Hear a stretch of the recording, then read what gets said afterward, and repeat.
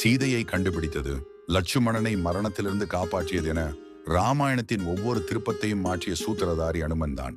ராமர் கதாநாயகனாக இருந்தாலும் அனுமன் இல்லை என்றால் ராமர் ஒரு மனிதனாக மட்டுமே இருந்திருப்பார் என்பதே உண்மை. சீதையை தேடி தவித்த ராமருக்கும் வானர அரசன் சுக்ரீவனுக்கும் நட்பை ஏற்படுத்தி வானரப்படையின் அபார பலத்தை ராமருக்கு கிடைக்கச் செய்ததும் அனுமனே. யாராலும் கடக்க முடியாத பெருங்கடலை ஒரே தாவலில் தாண்டி இலங்கையில் சிறைப்பட்டிருந்த சீதையை கண்டுபிடித்து நம்பிக்கையின் அடையாளமாக ராமரின் மோதிரத்தை அவளிடம் கொடுத்து கண்டேன் சீதையை என்று சொன்ன அந்த ஒரே வார்த்தை முழு போருக்கான அறிவிப்பாக மாறியது.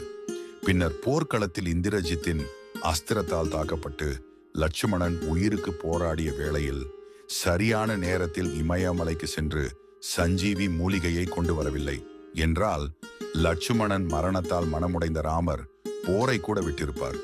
ராமரின் வெற்றிக்கும் சீதையின் மீட்புக்கும் ஆணிவேராக இருந்தவர் அனுமனே என்பதால் தான் அனுமன் இல்லை என்றால் ராமாயணம் இல்லை என்று உறுதியாக கூறப்படுகிறது.